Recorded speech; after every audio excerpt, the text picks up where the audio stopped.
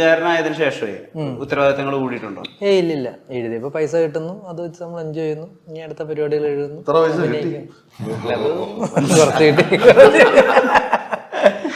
അത്രേ ഉള്ളൂ.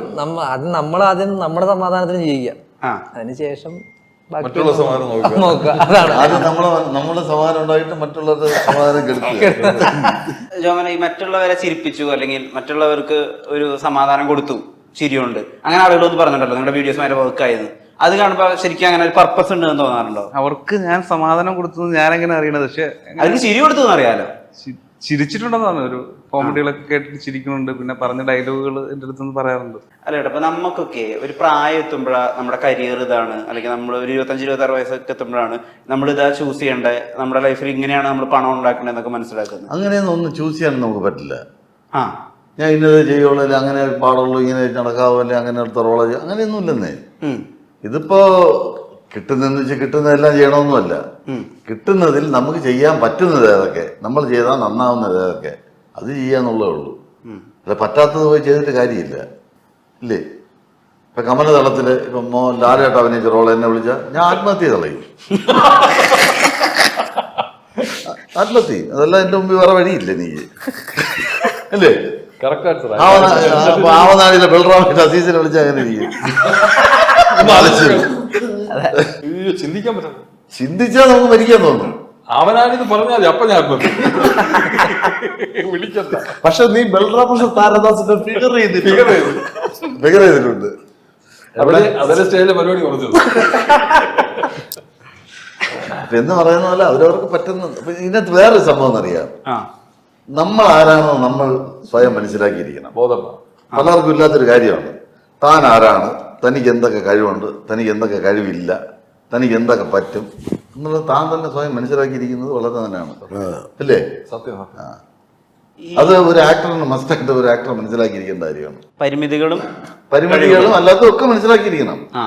തനിക്കുള്ള കഴിവുകൾ എന്ത്, തനിക്ക് ഇല്ലാത്ത കഴിവുകൾ എന്താണ്.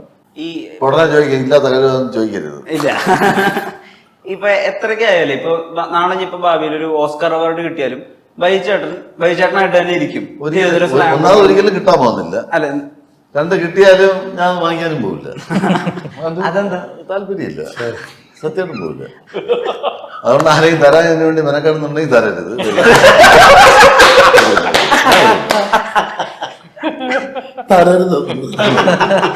ഓസ്കാർ അല്ല, ഈ ഒരു മാറ്റവും ഇല്ലാതെ അങ്ങനെ നിലനിൽക്കുക, അത് കോൺഷ്യസ് ആയിട്ട് എടുക്കുന്ന ഒരു എഫേർട്ടാ. എനിക്ക് ഇങ്ങനെ പോകുന്നതാണ് ഇഷ്ടം. എനിക്ക് അവാർഡിലൊന്നും വിശ്വാസം ഒരു വിശ്വാസം, ഞാൻ സീരിയസ് ആയിട്ട് പറയണം. എനിക്ക് അവാർഡിൽ താല്പര്യമില്ല, അതിലോട്ട് വിശ്വാസവും ഇല്ല.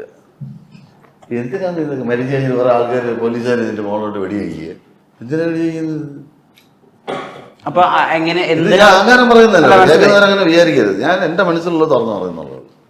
എനിക്ക് അങ്ങനെയുള്ള ഒരു പുരസ്കാരങ്ങളിലും താല്പര്യമില്ല. അപ്പൊ ഈ ആളുകളുടെ എന്താ വിലമതിക്കുക? ആൾക്കാർ നമ്മളെ കാണുമ്പോൾ കാണിക്കുന്ന സ്നേഹമില്ല, അത് തന്നെയാണ് ഏറ്റവും വലുത്. അത്രേ ഉള്ളൂ, അതിന്റെ മേളിൽ ഒരു അവാർഡും ഇല്ല. ഞാൻ ഒരിക്കലും അസീസിനോട് പറഞ്ഞിട്ടില്ല, നമ്മൾ പുറത്തിറങ്ങുമ്പോൾ ആൾക്കാർ സെൽഫി എടുക്കാൻ വേണ്ടി വരും.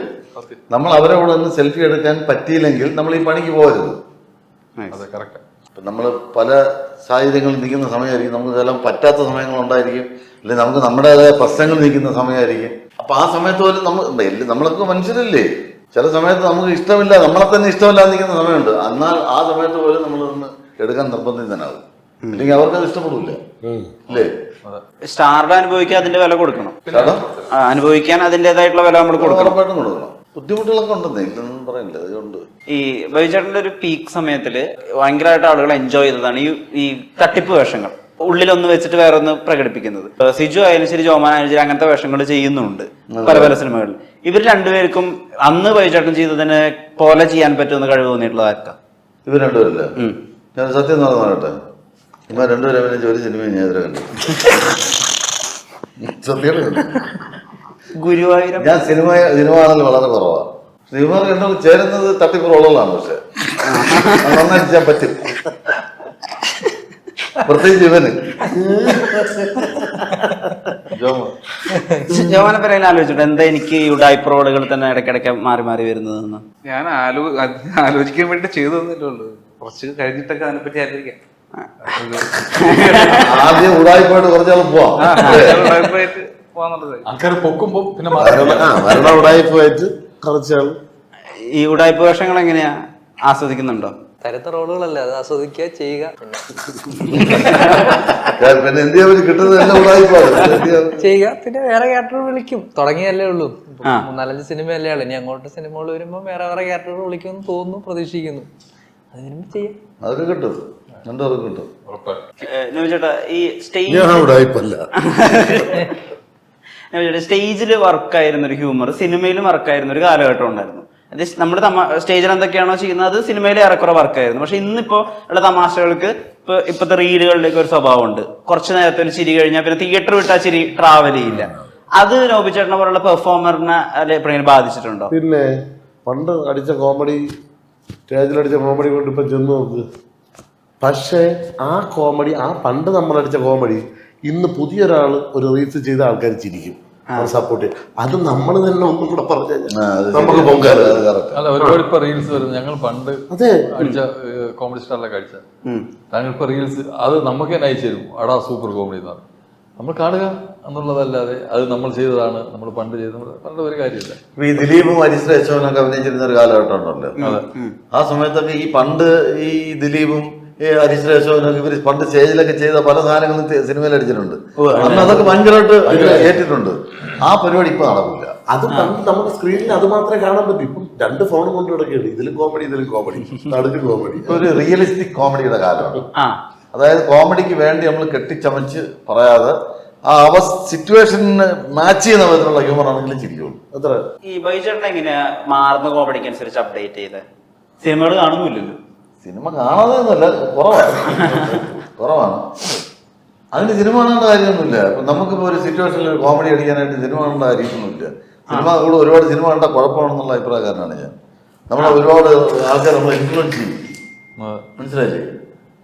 നമ്മളായിട്ട് പോവുക, നമ്മളായിട്ട് ഇരിക്കുക എന്നുള്ളതേ ഉള്ളൂ. എനിക്ക് ആ സമയത്ത് കിട്ടും, എന്തെങ്കിലും ഒന്ന് കിട്ടും. ഉദാഹരണത്തിന് നുണക്കുഴി എന്നുള്ള സിനിമയിൽ ഒരു സീനുണ്ട്. അതായത് ഇവരെ ഹോസ്പിറ്റലിൽ കൊണ്ടുപോകും, ഞാൻ പുറകെ വരാന്ന് പറയുന്നില്ലേ. വരുന്നതിനിടയിൽ ഇയാൾ മറ്റേ പോലീസുകാരൻ സെൽവരാജിനെ ഞാൻ ഫോണിൽ വിളിക്കും. എന്റെ പോലീസുകാരനാണ് സെൽവരാജ്. അപ്പൊ വിളിച്ചു, സാറേ അത് ഇവര് രണ്ടുപേരും 2 കഥയാണ് പറയുന്നത്. ചോദ്യം ചെയ്തപ്പോ 2 കഥയാണ്. നിനക്ക് ഏതാ ഇഷ്ടപ്പെട്ടത്? അത് സ്ക്രിപ്റ്റിലൊന്നുമില്ല, അത് ഞാൻ ഡബ് ചെയ്തപ്പോ ചുമ്മാ ഭയങ്കര ചിരിയാണ്. അത് ആ സാഹചര്യത്തിൽ പറഞ്ഞ ചിരിക്കുമെന്ന് എനിക്ക് 100% ആ വണ്ടിക്കകത്തിരുന്ന് രണ്ടുപേരും പരസ്പരം ഇല്ലാതെ പറഞ്ഞപ്പോ സാർ ഇവർ രണ്ടുപേരും 2 കഥയാണ് പറഞ്ഞത്. അത് നിനക്ക് അതാ ഇഷ്ടപ്പെട്ടത്? ഫോണിൽ ചോദിക്കുന്നുണ്ട്. അവർ നമ്മളെല്ലാവരും ചിരിച്ചാണല്ലോ ഈ മറ്റേ വിദേശ രാജ്യങ്ങളായിട്ടുള്ള ചൈന, നേപ്പാൾ. അത് ഞാൻ ഇതിനകത്ത് വായിച്ചേട്ടാ കുറെ കയ്യിൽ അടിച്ചിട്ടുണ്ട്. ഇതിനകത്ത് ഈ മനോധർമ്മം വർക്കാൻ പറഞ്ഞപ്പോ അന്ന് ആളുകളോട് സംസാരിക്കാൻ, ആളുകളുടെ കൂടെ തമാശ പറയാതായിരുന്നോ എക്സസൈസ് ആയിട്ട് ചെയ്തത്? അത്രേ ഉള്ളൂ. അതങ്ങ് അറിയാതെ വരുന്നതാണ്. ഈ സിറ്റുവേഷനിൽ എന്തോ അടി പറഞ്ഞ കറക്റ്റായിട്ട് ഇങ്ങനെ ആലോചിക്കും, എന്തെങ്കിലും കിട്ടും. ഇപ്പൊ ഒന്നുമില്ല, വികടകുമാരൻ എന്നുള്ള സിനിമയ്ക്കകത്ത് മറ്റേ കളർ ബ്ലൈൻഡ്നെസിന്റെ ടിവിയുടെ കാര്യം കോടതിയിൽ അതെല്ലാം കഴിഞ്ഞ് മറ്റേ ആളെ സാക്ഷിയായിട്ട് കൊണ്ടുവന്നതാണ്. അവിടെ കയറി കംപ്ലീറ്റ് തെറ്റിച്ച് പറയല്ല. സാർ ഞാൻ ഇനി എന്താണ് താഴെ കുടുങ്ങിയില്ല എന്ന് പറയുന്നത്.